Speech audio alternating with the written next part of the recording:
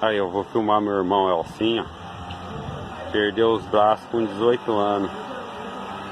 Numa siladeira trabalhando, siladeira de milho. A atividade dele. Ele que fez, ó, essa bicicleta pra ele andar, ó. Aí, ó. Ó. Ei, Elcinho. Dá pra acreditar, ó.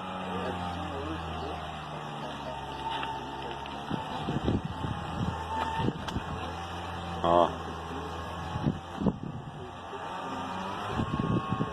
Ó.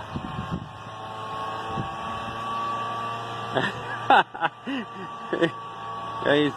Fala pra eles aí, sim. Quem que fez essa bicicleta aí? Adaptou esse negócio aí? Eu me adaptei aqui, ó. Freio, trocador de marcha.